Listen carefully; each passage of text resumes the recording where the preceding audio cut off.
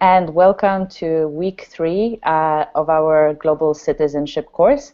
In this week, we're going to be discussing all the topics related to media, specifically how are different perspectives reflected in media, and how you as a reader should be aware of this when consuming media. And today with us, we have two amazing guests.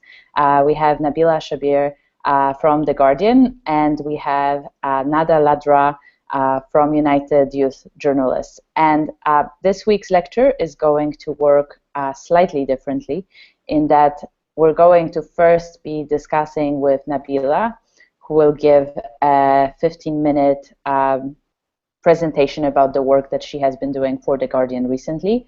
And then you will have 15 minutes to ask her any questions. And then we will hear more from Nada, and then you will have some time to ask Nada questions. So, Nabi, why don't you tell us a little bit more about who you are and what you do, and welcome to Online UWC. Thanks a lot. Nice to be here. So I met Hannah, I don't even know how many years ago, quite a few years ago, when we were working together for a European magazine based in Paris.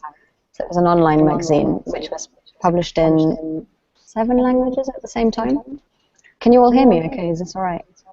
Yeah.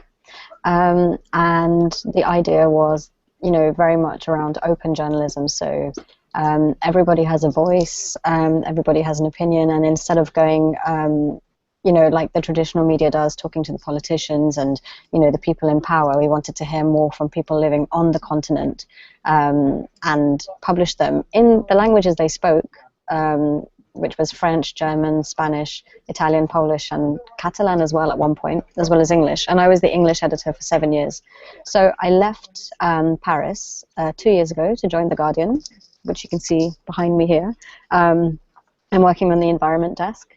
And it's a very exciting time because we're just coming up to the UN Paris Climate Summit at the end of this month for 2 weeks, which I think some of you have been working on stories to do with climate change. I'm not an environment journalist myself, but I've been very lucky to work on a campaign this year, which is not exactly journalism, but I thought I'd tell you a little bit about how this campaign worked, which was specifically about fossil fuel divestment. So basically, I hope I'm going to be brief here, but if I'm not, Hannah, you'll jump in and tell me. So basically, the editor of The Guardian left this summer after 20 years working at the organization, and he said he didn't have any regrets. That's Alan Rusbridger, but one thing he would change if he could was coverage of climate change. And it wasn't a criticism of how The Guardian talks about climate change. It's more about journalism and the nature of journalism. Have we failed, that topic of climate change? We're always reporting what's happened yesterday or what's happening right now. It's the nature of news. But how do we get people to be interested in this specific topic? How do we get them, to have empathy, to be engaged and not switch off when we're talking about climate change? So the basis that we took, I learned a lot from this approach to media, especially because, a newspaper of such a standing as The Guardian can't really launch a campaign about climate change without really thinking it through. You can't launch a campaign in general, show that sort of bias without having a really good reason for it. So we started from the point that the science is settled, 9-1, 9 out of 10 scientists agree that climate change is happening. It's happening right now. And the mainstream argument has moved on to, the politics and the economics. So when we launched the campaign at The Guardian, we made sure that we got people from across the organization to be part of the reporting. So that was the investigative team, that was the visuals team, that was the creative director, as well as the environment desk. We said that climate change shouldn't just be a story, of the science and environment desk. And the agenda was to put climate change on the front page, which was hard to do because, we launched in March and the editor was leaving in the summer, and this was all happening at the same time as the UK elections. So how do you get people to read about climate change, especially in this country when they might be more interested that David Cameron's taking power for another 5 years? So you might have seen the campaign. It's called Keep It in the Ground. And it's a simple idea, which focuses on 3 scientific facts, and that's what we had to hammer home to our audiences to try to understand. And by the way, the same thing for me. I wasn't an environment journalist before I started on this topic, so I also learned that, number one, the world has to stay within 2 degrees of warming. Number 2, learning about the amount of fossil fuels that are in the ground, and emphasizing to the audiences, people who might not know, that we can't use all of these known fossil fuel reserves. You know, it's not safe to dig up all of this oil and gas and coal. So what we did was say that our campaign is going to be about taking your money out of oil, gas, and coal, and so fossil fuel divestment. So we decided, there was a bit of an argument, you know, should a newspaper which has such a standing actually be lobbying the governments itself and talking to the United Nations, to the countries around the world, and saying to them, you can make a difference. We decided instead to talk about people who have businesses, basically, and philanthropic funds who've got their money invested in you know their stocks and their bonds in fossil fuels, and asking them to take it out. And we took a moral argument to make it more sort of Guardian flavor. So we asked the world's 2 biggest philanthropic funds to take the lead, telling them that, you know, climate change is a risk to your investments. You should get your money out before the bubble bursts, because companies are exploring for around 700 million pounds, you know, for more oil, gas, and coal. So that was interesting, because we asked the Bill and Melinda Gates Foundation and the Wellcome Trust in the UK. Those are the world's 2 largest charitable funds. The campaign was risky because the Guardian itself has money invested in fossil fuels. So we had, you know, a newspaper which was saying, do this, but at the same time hadn't done it itself. Now, this media is run by a trust. It's not run by, you know, a sort of Murdoch figure. It's run by the family of the person who created the Guardian. So the task for the editor was to go to the board and let them know what we're doing and show how hypocritical it could be. And luckily, they thought about it and said, you know what, we're going to try and sell off our stocks as well, because it's in the single digits, and it's more, you can get more money by investing in renewables. So that was a big win for us personally, because at the time it was the biggest pension fund which had said it was taking its money out of fossil fuels. And how did we do it? The most important thing was investigative journalism, and because we didn't have enough time. I mean, usually you need whistleblowers and people who work within these companies to come to you at The Guardian and tell you, how do I do this? You know, this is how it's working. You know, we needed clues and keys, and timing is quite an important factor in investigative journalism, I learned. So in the end, we ended up doing investigative portraits of, you know, the biggest oil and gas companies, which, you know, had dirty affairs and stuff, and just told people about who they were and tried to get them interesting. And from a media perspective, that narrative works. It works if you say, these are the baddies, you are the goodies, can you do this? So whilst you had all these articles, you know, we also had articles where we commissioned specific artwork from known artists around the world, like Anthony Gormley in the UK. And we literally put climate change on the cover of the newspaper. We had just one big picture. So when you picked up The Guardian 2 or 3 times in March or April, you would have seen that it was just a picture of a landscape, and then you didn't actually see any news of what was happening. So that was quite a big impact, because we're talking about a print product, and online we basically ran huge, big interactives and just made a big splash about it, created the hashtag, tweeted about it all the time, spoke to a lot of people, and obviously we launched a campaign. So we were asking Bill Gates and the Wellcome Trust, by the way, guys, you know, do this. And it was amazing how many people around the world got involved in that discussion, including people who hadn't really thought about it before. And in terms of how many people have actually divested from fossil fuels, it's more than 200 institutions. It started off as a university campaign. So a lot of universities around the world and faith organizations like the Quakers and pension funds like Norway have actually taken their money out of fossil fuels. The heirs to the Rockefeller fortune, San Francisco, Seattle, and Oslo are 3 big cities. And so I think 43 countries around the world have talked about this and have done it. And I think the biggest celebrity lately was Leonardo DiCaprio, who came out and said, I'm taking all my money out of fossil fuels. So Now we're less than a month away from the UN Paris Climate Summit, which is, where we do talk to the governments and hear what they're going to be doing.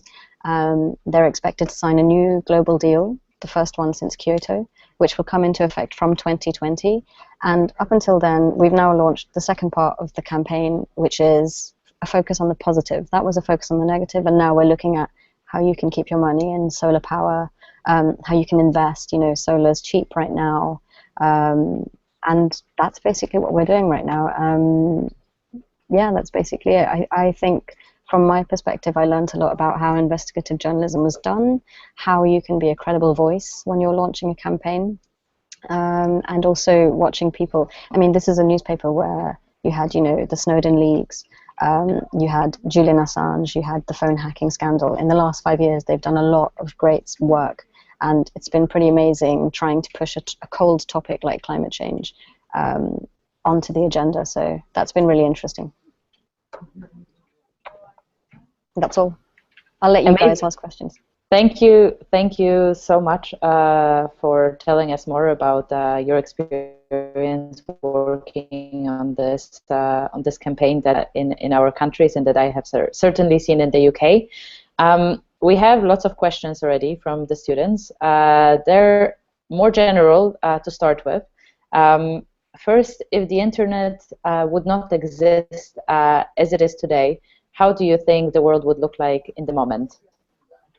The internet with regards to media? Yes. I think the most interesting thing about the internet is mobile at the moment, and how many people are accessing the internet on their phones across Africa, across different continents. And I think that's the big game changer right now.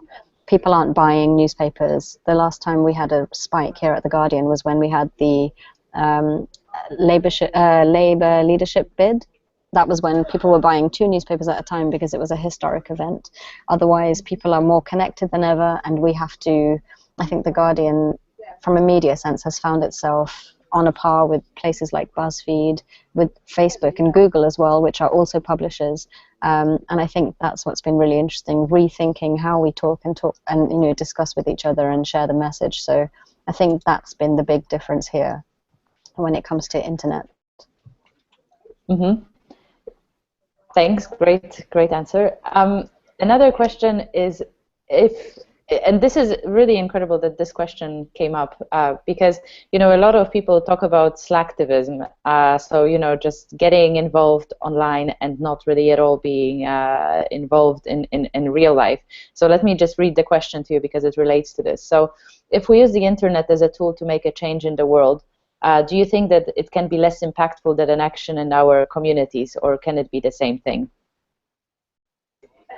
I think it can be the same thing. It's just about people have the means to do it in that way, so that's how they do it. It's just using what we've got before us. So I think even if someone is mindlessly clicking on campaigns from organizations like Change and 350, by the way, is a campaign organization that we worked with to do our petition at The Guardian, because we wouldn't have been able to do it alone. I don't think you can discount them and call them, lazy voters or so on. You've got to pique people's interests in different ways. And if the way we're seeing the world right now is on screens, the physical bit will always continue. You still see protests, you still see people going out into the streets, and you still see, local communities coming together and complaining about how their local authorities are managing their lives and their world. So I think it's only a positive thing and a natural effect, really. Great. Now, a completely different question from a completely different bucket of media-related issues. So talking more about countries that are not necessarily like the UK. So which would you think can be a way to stop governments from trying to take control of the media and the press for their own benefits? Can you repeat the question? What do you think is the best way to stop governments from trying to take control of the media and the press for their own benefits? I think it's going to sound really cheesy, but it's people power, isn't it? It's really the people standing up and saying that's not all right. I think it's what we're seeing in Turkey right now, where all of the media by now is state-owned or has state influence, and so people might not be getting the news that they need to be getting. But then, in that sense, independent websites and the internet, once again, is filling that gap and filling that space. You have more bloggers, you've got more people uploading their pictures on Twitter, on social media. I think that's the country which comes to mind when I think about outrageous press freedom and how journalists are treated. But it's really about people making an effort and finding other ways to get the message across. And people are listening to that around the world. I mean, there's an initiative in Turkey called 140 Journos, and it's called 140 because it was based around the Twitter idea of like short characters and stuff. And they're doing great stuff. They just organize debates, they organize events. They're a group of young people. They've grown by loads, but just having them, even if they're not super famous elsewhere, is a sign of encouragement and shows that people can't be stopped. So. Not cheesy at all, as far as I can tell. And actually, so this idea of citizen journalism is something that I'm really excited to be speaking to Nada later, because that's something that I'm personally also very, very interested in. Okay, so we have another question. How do you measure impact of your campaign? So here, the more specific question from Irene is, how do you is it number of reads? Is it number of new registered users, emails, letters to editor, numbers of investors who withdraw? Like, what were some of the measures of success that you have set at the beginning of campaign? Yeah, I think it was looking at, I mean, we had something like 220,000 people sign the petition, which was, readers looking at the newspaper and actively signing on to the cause that they were promoting. A cause for the better. It was more subtle sometimes. Like we heard, for example, the Financial Times was very in two minds about divestment. They were just like, that's not an argument. That's not going to stop the world from overheating. You can't just use that as an argument. You've got to talk to the governments who own the majority of the fossil fuels. But that's what's going to inevitably happen in Paris. And it was more hearing that, debate shift, like as the weeks and months went on, suddenly they were publishing editorials saying, actually, divestment makes sense, it's a good idea. And it's even a simple thing of your group of friends or your family or people in your neighborhood suddenly starting to talk to you about this. We take it right back to the local element of the awareness around it and spreading the word. I think that's what we were looking at when we were talking about it, because you can't live in a bubble. In fact, it's really hard here at The Guardian, we're talking about pension funds and we're talking about where our money rests. Even I don't really know how that works. Even my money is tied up in fossil fuels, but it trickles all the way back down to individual action and awareness. And if you're reading about it more and hearing about it more on different sites, like Mother Jones in the US, I mean, they've got a sort of campaigning background as well. People like them did a great job at talking about divestment, but in a more simple way. So it was more the debate around. We weren't like counting or anything like that. Cool.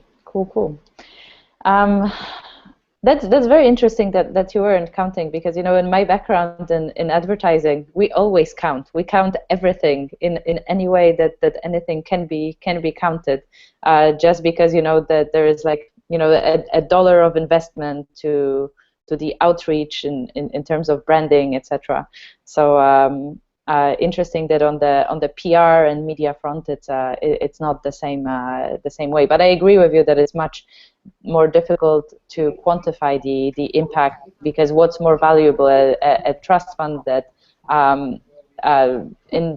takes the money away from the fund that divests, or an editorial? What has more impact? It's just because you have different levels of impact. It just gets more difficult to quantify what's better for the world. So I mean, it's our job to report on other organizations doing it and other statements on it. If Bill Gates says something, if the what are they called, the Koch brothers in the US, who are like really sneaky and don't ever speak to the public, we have to report and we have to stay neutral. And I think it was the challenge of being a journalist and being a campaigner at the same time, because you want to stay neutral, but you've got a bias. But the beginning ground that we were going from was very solid. It was like, the science says this. We're not going to listen to any climate deniers, which is why we didn't really interview any, because there are quite a few climate deniers in the US.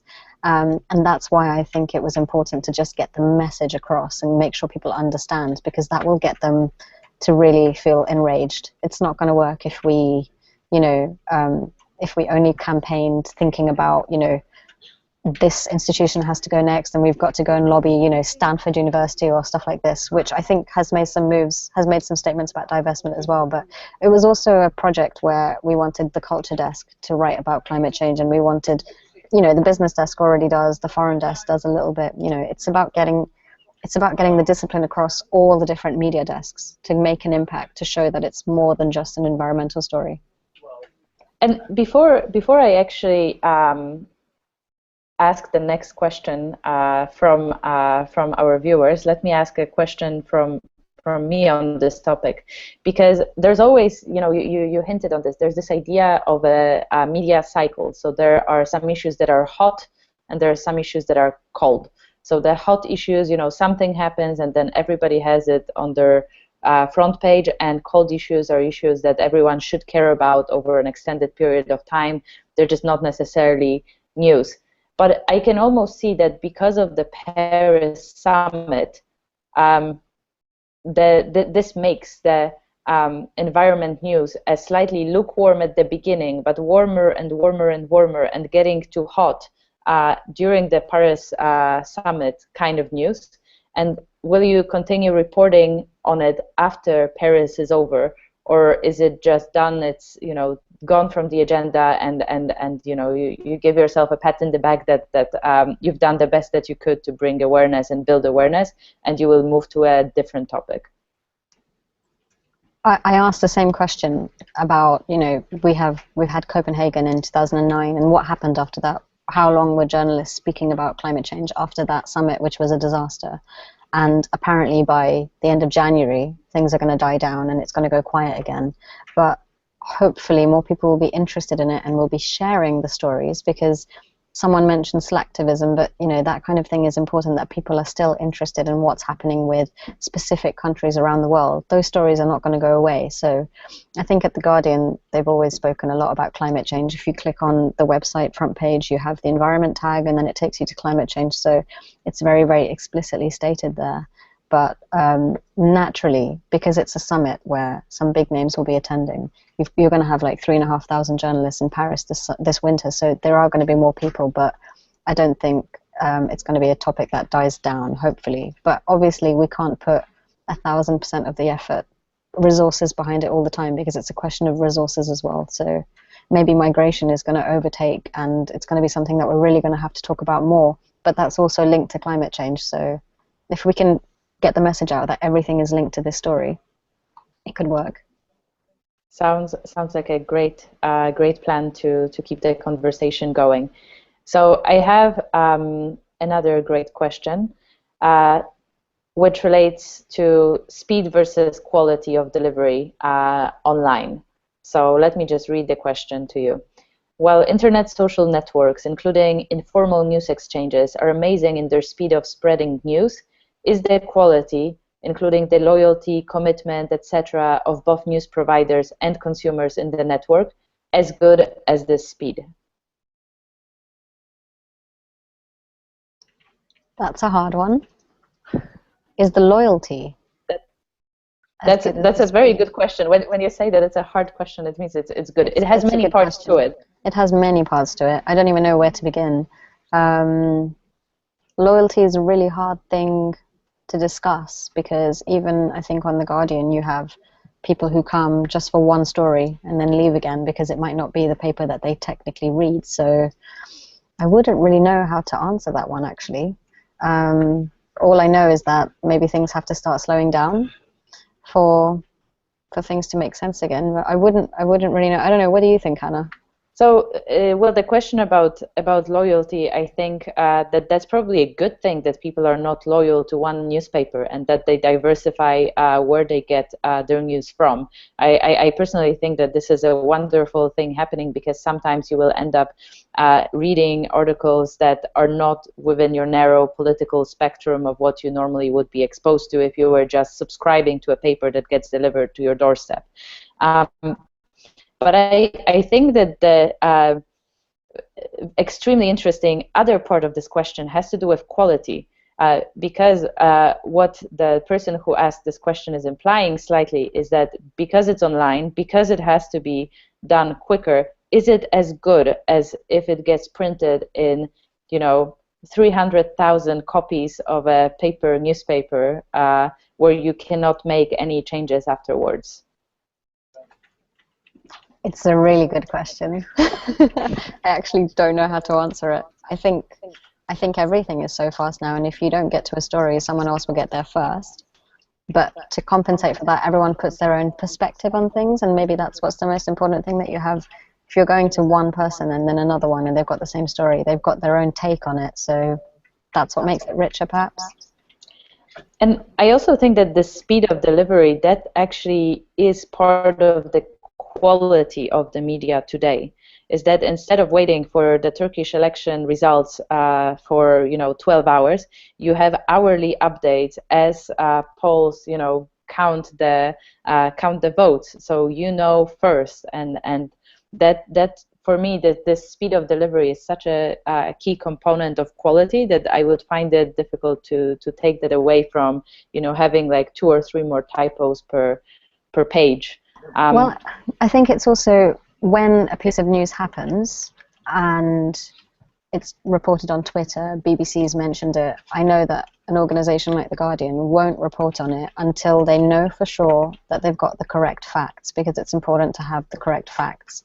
So that's the most important thing, not committing libel, and not, you have a role and your responsibility is to speak truth to power and to inform the people. So I know that often they'll be 5 minutes late on a breaking news topic, but that's only because they waited and checked. Is it legal to do this? Is this the right information? Are we not misleading? Like with the Russian plane crash, no one knows what happened still. We're still slowly reporting it, but we're making sure that we're not stating one or the other, despite whatever bias we might have. So I think with a traditional news organization, I mean, we're running a newspaper as well as a global media site. Those things are still absolutely relevant and important. Mm-hmm. So you don't fall for online scams where someone reports a crazy story which looks so interesting that you just want to click and check what it's about, and just share it with your friends before they tell you, no, this is actually a hoax. Yeah, it happened to me once when we were talking about Ukraine and Russia, and I saw social media is a way to get news, right? To get things which other people haven't seen, and I saw a map. Someone in Russia had, was pointing to a weather map. They were reading the weather, and, Donetsk and the new Russia, Novorossiya, was part of Russia. And I was just like, look, that's happened. The weather person is doing this. But the actual absolutely experienced, journalist next to me said, well, actually, you have no idea where that image comes from. It could be photoshopped. And he was right in the end. But I was a bit ashamed because I very nearly added it to the live blog and promoted it too. So I was a bit ashamed, and that's why I think twice before I do something, because you can get into a lot of trouble as a journalist if you do that. That's very interesting that there is this commitment to reliability of the data, because your name is dependent. Your name as a journalist is dependent on this. We have a question which I'm going to ask right now, which it has to do, I think, with the role of media to not only point to problems but also offer solutions. So how can media be effective into proposing possible solutions for crisis that's going on in the world, on many different layers of this crisis? So one example was with the campaign where we said, take your money out of fossil fuels, that doesn't make sense to keep burning oil and gas and coal. You're contributing to heating up the planet. You're killing us and you're killing our future children, That was a problem-based campaign, and we had to move to a solution-based campaign to be a bit more positive, and that's where we said, by the way, you can make electricity from adding solar panels to your roof, and this is how you do it, and this is how other countries are doing it, and this is how it's going to improve. So you can't just tell people about solar power, you have to also tell them how they can do it and get it, whilst being journalistic. And the other example I can think of was with the migration, when this summer for the media, it hit a peak. Obviously, it's still happening and it's worse than ever, but it was our duty to say, this is who you can donate to, this is who's doing a good job, this is which NGOs are present, this is how you can contribute, and how people around the continent, you know, we were asking people, what are you doing? And getting a lot of information from people who are organizing donations or drive-ups to the border to help people. So you have to really be a member of the community as well as report this huge global crisis. And I'm afraid I might have to go after this. Yes, and that's great actually, because that is the last question. You've managed to handle every question that that we got. So that's wonderful to know. Thank you so much. Thank you, Hannah. And I'm sorry, Nada, that I can't hear your speech. I have a deadline. Don't worry. It's recorded, and you can. I'll send you the link, so you will be able to hear Nada speak all about her project. Perfect. So thanks so much for your time. No problem. Yep. Thank you. Bye. Have a good evening. Bye-bye. Bye. Bye. So right now we will move on from discussing, you know, that specific example of how the Guardian got involved in a social and environmental issue, and we'll hear more from Nada. And in the meanwhile, I also wanted to encourage you, as Nada is speaking about her experience and, you know, what she has done. Please feel free to ask any further questions that you may have. We will go through them and answer together very patiently. And they, by the way, they have been all really excellent questions so far. So thank you so much for driving the agenda for our discussion. Hello, everyone. So I'll briefly talk first about what is United Journalists, how it all started, and what we're doing right now.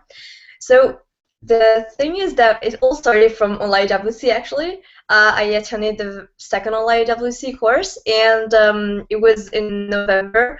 And after that, I was really amazed by all the people from all over the world that I met. I guess you have the same feeling right now. And you see all these new ideas, and you realize how many people all over the world are so interested in current issues that have a strong opinion. That is also very interesting. So I had some discussions about different topics, and I had also questions, tons of questions for people.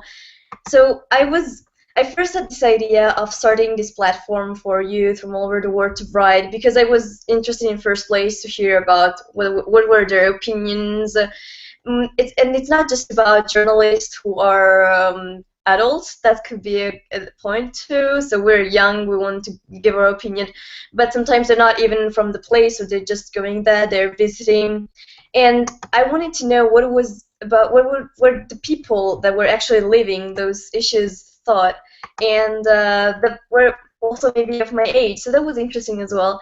So I started it, and I think a lot of people, when I told them about my experience, they asked me whether I want to be a journalist, why I'm so interested in journalism. And the funny thing is that I've never thought about being a journalist as a job, and my first idea was just to know more. So it was more an idea as a reader. We started working in December. I posted in some Facebook groups. It was very random, just what you would do if you wanted to spread an initiative. And a lot of people joined. It was amazing. So many people were interested. And I really encourage all of you, if you have an idea or anything, just tell people. I was afraid that people may judge me and be like, oh no, your idea sucks. But then you realize how much they would support you. So really, if you have anything, just try and jump on it and do whatever you want, because you don't know where you could end up. And what it ended up for me was we started working, and we started publishing on a website. Everyone was really excited and was writing. And right now we develop an organization for the months.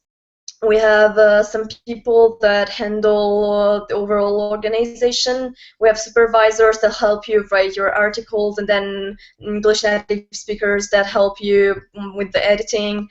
And every 2 days we publish an article. I think that another interesting thing that I could tell you is what I learned.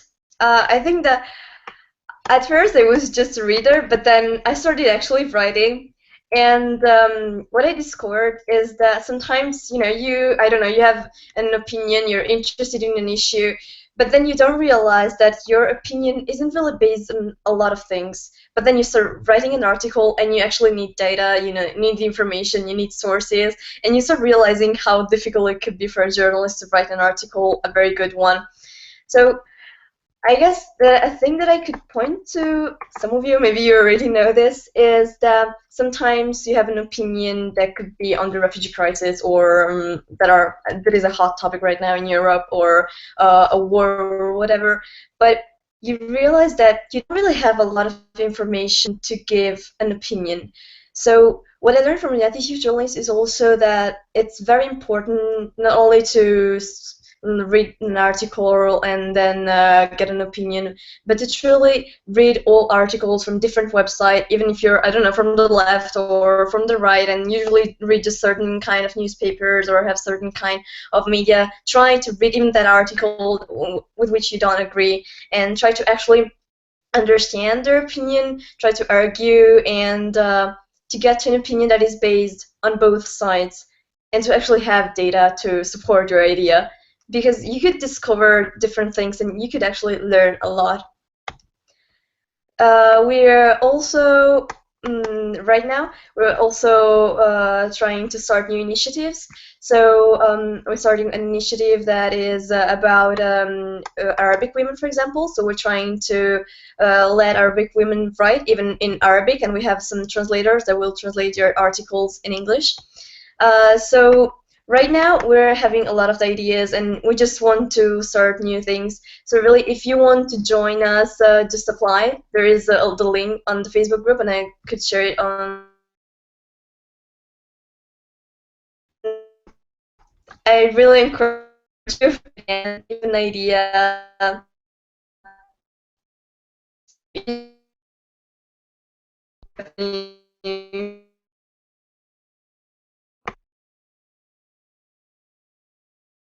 Hello, I think we lost you for a second, but I just wanted to assure everyone that this is not a case of censorship. We are not trying to limit Nada from sharing the news with you that they are recruiting new members to United Youth Journalists. So I will just repeat what I think Nada wanted to say, that if you're ever interested in writing articles for them, you should just ask, and there's an application form on the Facebook group. You can find them on Facebook. You can find their website.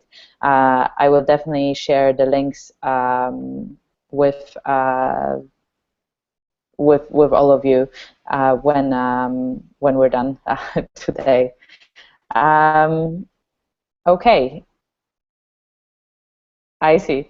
Oh, very good. So we have the first question, and then I have a whole ton of questions to you. So if nobody else is asking, like, don't feel like you're gonna be able to just call it a day.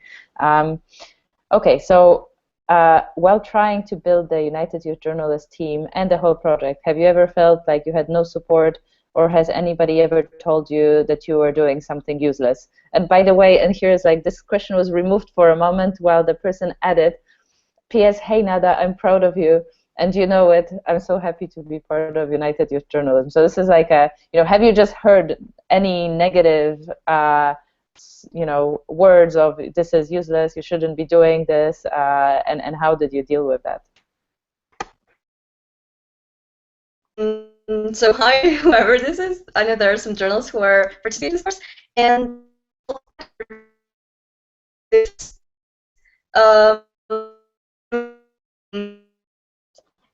Oh no, your internet is breaking up again. Okay. One suggestion I would have is you can turn video off, and maybe then it will be better. Yeah, go for it. Okay.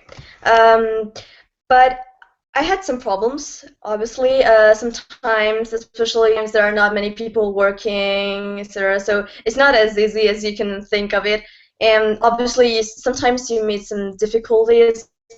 But no, there's nobody who ever told me this is useless. I don't think, no. I mean, and you can't really say it's useless, because after all, we're just using a little part of internet. We're not using money or asking for it or anything. that were not there, that could be a point. And yes, I heard this once. I met a person, and we're talking, and he told me, oh yeah, you're part of United Journalism. I was like, yeah, and then he told me, well, I don't think that your articles are very independent. I think they're biased, and that's the main critic I've ever got. Great. And how did you respond to this, just out of curiosity? He was specifically talking about an article, and I pointed out that that article was an opinion piece, and it was written in the end of the article, this is an opinion piece, and this is an opinion, the opinion of the journalist. So I didn't really think that his idea was based on something else. Mm-hmm. Yeah, no, it's quite interesting. You're very lucky to not have heard that your idea is useless and you should not be wasting your time on this, because I think everybody else, including me, hearing about online UWC and building it, I have heard that it's a useless idea. There's no point doing it because there's so many other places when you can have online education. Why just create one more website? Why just create a different technology if you can use somebody else's platform, etc. So you're lucky. Just know that that's quite wonderful. But you know, for the future, if you do hear such words, also know that even if somebody tells you your idea sucks and it's not very good, it doesn't matter. You just need to think critically. Can it be improved? Is there something that I don't have in my current plan that I should consider? You know, just ask for more feedback. Why do you not think this is a good idea? How would you do things differently? Just constructive, not just that what you're doing is useless. And I think that actually quite interesting things can come out of it. But sometimes you're just going to say, no, I disagree with this, and you just go on doing your thing, and then you try it in practice. It will work, it will not work, but you never know until you try it, and there will always be somebody who will be willing to try it with you. So definitely, yeah. Okay, so we have another excellent question. As citizen internet journalists, do you ever get serious threats for articles, posts? Also, separately from threats, what legal protection is available or needed? What if I write an article and got a legal demand against me? Very good question, because this is actually something that Nabeelah was talking about, that they always fact check everything to make sure they never get accused of libel. Mm-hmm. Well, there are, I think, two sides of this question. So first of all, maybe you're also asking about what would happen if, I don't know, you wrote an article and it's against a government or anything, and you're living in that country. So in that case, well, we usually let you write anonymously, although obviously you can just write whatever go through my mind. Usually you need to put, actually not usually, always, you need to put sources. And it happened over the last months that some articles had sources, but there were some facts that didn't really make sense. So the editors contacted the journalist and went through the whole article again to see what was wrong, what was right, etc. It happened once that one article was published, and then someone said that that article was biased, and that what he was saying was, yes, true, but it was just showing part of the whole reality. So it would lead you to have a certain opinion. In that case, we rejected the article. He published a post on Facebook, on the website, saying what happened, etc. Because it's really important. I mean, so it's also important not to think we know everything. Sometimes we do mistakes, and then in that case we just say, yes, we did a mistake, and that's going on. So we're not the Guardian or the New York Times. We don't have that sort of support, and it can happen. We admit it, and we go on trying to improve, obviously. And I think there was also another part of the question. Sorry, I forgot it. The other part of the question is about legal protection, because that's actually something that I think one should always be concerned with. Like, what kind of legal setup does United Youth Journalists have, and what kind of threats are you facing if you don't have any specific organization structure? I'm not very sure about this because I've never studied law or anything. So we don't have any sort of legal protection, and that's also because we don't really have funds to hire someone and to know real opinion of someone who actually knows. I'm not even sure whether you need to have an organization. I know that if you have an NGO and you want it to be considered as an NGO, you need to be registered and everything. We decided not to do it. First of all, because as far as I've been told, you need to be 18, and that's a problem for us. And then it's also a problem because a lot of us are writing articles and just in their sort of free time, so we don't have someone that is fully committed to this and would handle a whole professional organization. So that could be a problem, and we're actually trying to fix this. We're contacting some people. I know a lawyer, so I'm trying to understand. But the other problem is that we're completely online based. So when, I don't know, you need to register and they ask you what is the main location. I usually put my location, but it's not really my location. It's just that I live in a certain place in the world.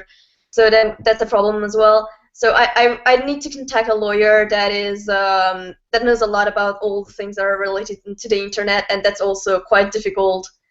So that's a good question, and I'm trying to work on that, but it's really difficult.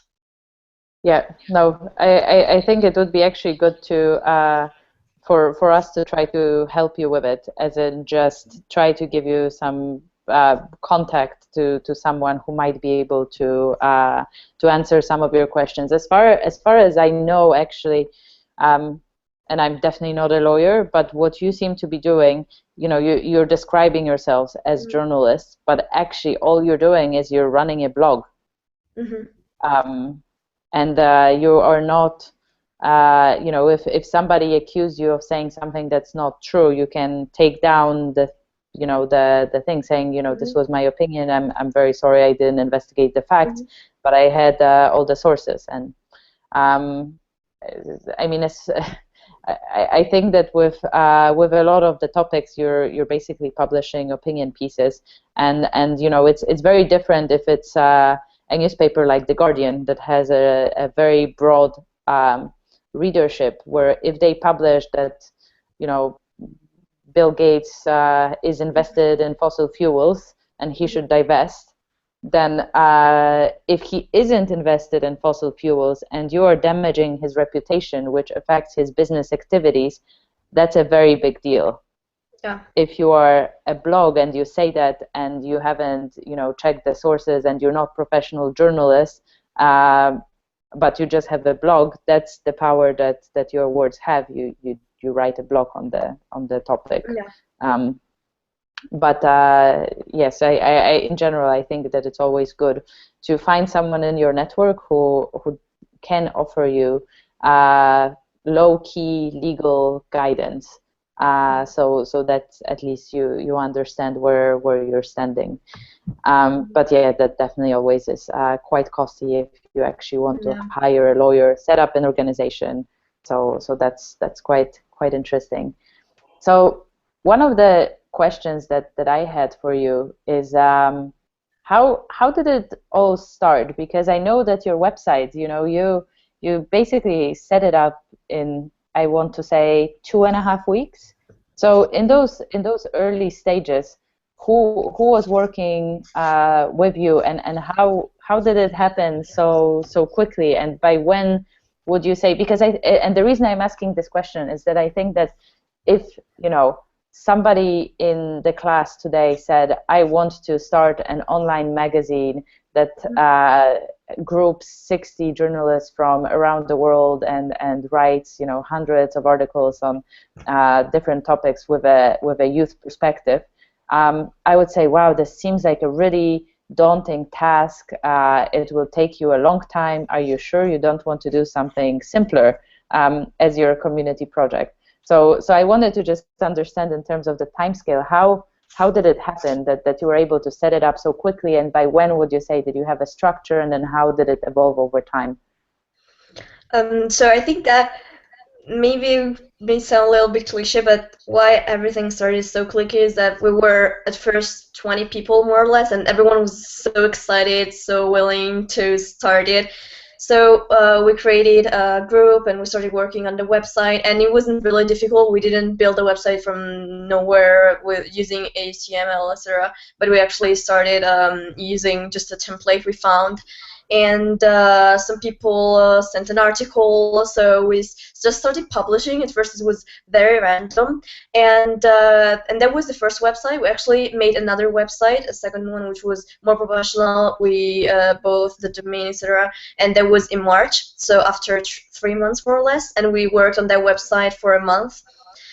And I think that from March and March more or less, you can say that we actually had an organization, and it was actually just an organization we built by working. So we figured out there was this issue, and that, for example, some journalists didn't really know how to write an article. So we need someone to help them with that. So we thought of supervisors, and the first thing we thought of was editors, obviously, because most of us weren't native speakers of English. So we didn't really have an organization, but it was more just like we saw a problem and we fixed it. And then after 3 months of working, we got to a standard organization, which is still evolving, because the last month we started a marketing team, which is working on improving the website and creating videos, etc. So I guess it was quick, first of all, because people were very excited about it and wanted to work on it, and also because all of us were very interested, and fully committed. So if we found a problem, we fixed it in that moment, and then looked over the other one. Mm-hmm. And then I also wanted to ask you a question about your favorite sources, because you repeated 3-4 times it's important to have a diverse set of sources. It's important to have good data. I'm just interested, what is your process when you're researching an article to find good sources of data? How do you know a good source versus a biased source? How do you know that something is left and something is right? And what have you learned in that respect?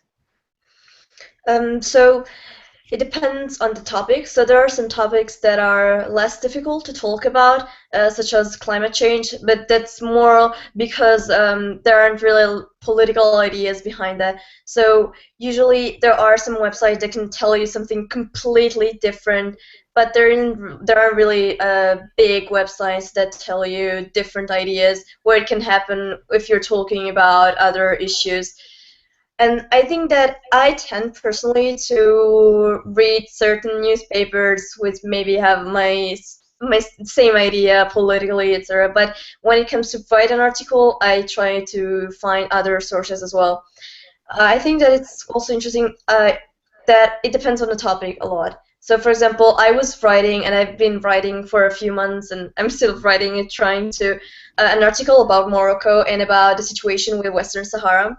And I think that what I found out is that there aren't websites that you can say this is not based. So the websites that tell you that the Western Sahara needs to be independent, and others that tell you Morocco is a very good country and everyone is welcome, and the thing that Western Sahara is saying is nonsense.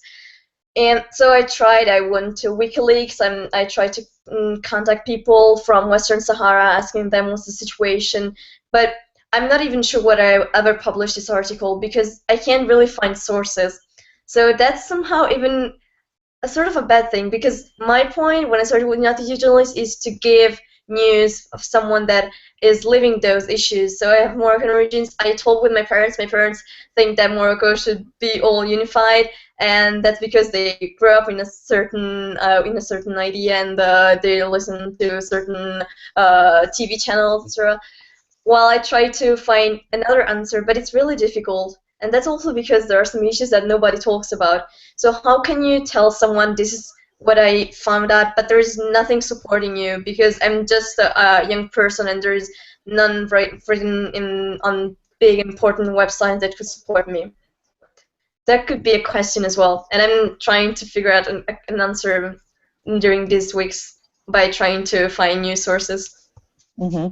That sounds like a really good challenge. If anyone listening knows any good sources on situation in Western Sahara, and if they know anyone who lives nearby or has an interesting point of view, I will personally check with you on this, because I think that a friend of mine works in, or used to work in Yemen.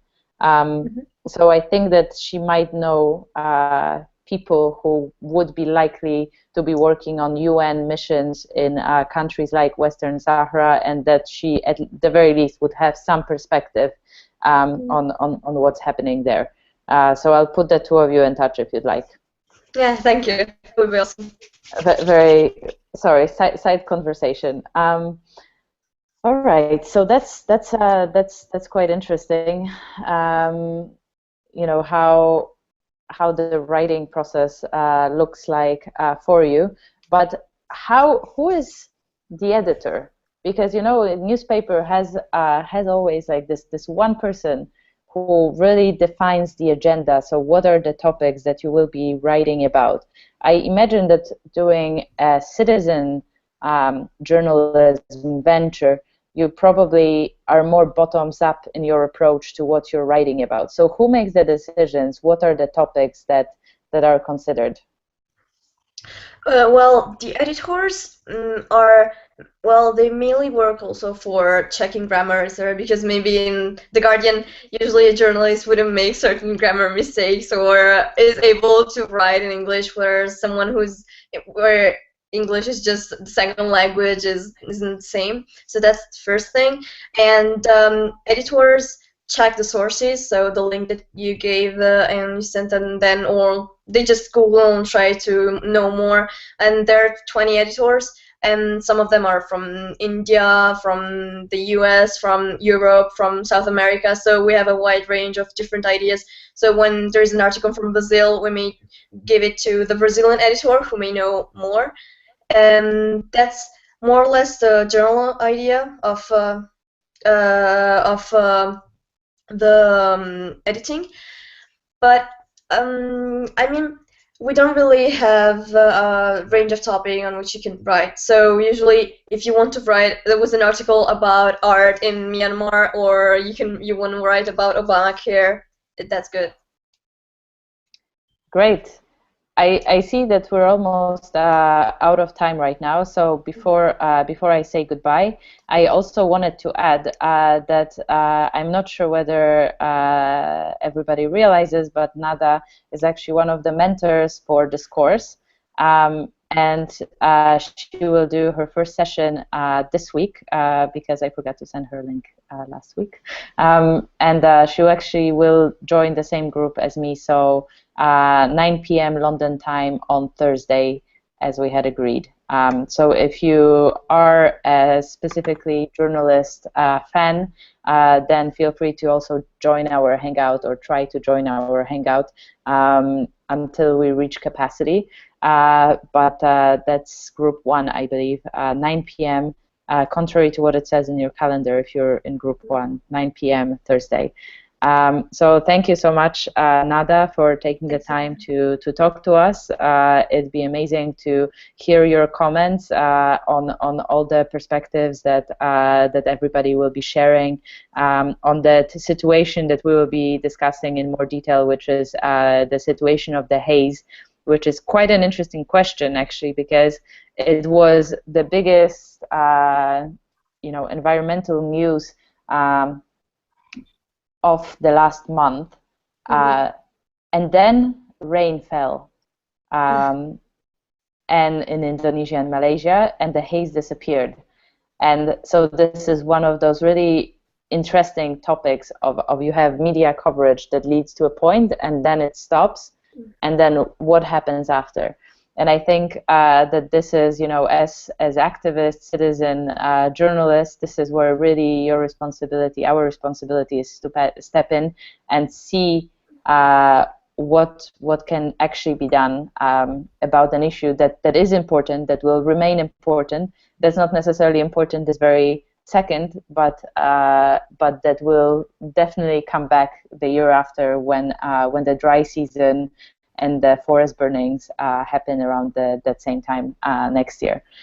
So thank you so much. If you have more questions, just shoot us an email. And otherwise, I am really looking forward to the discussion this week, and especially to see all of your projects. Thank you so much for the projects that you have submitted this week. They were excellent, just honestly excellent. So off to a good start of week 3. Goodbye. Bye, everyone.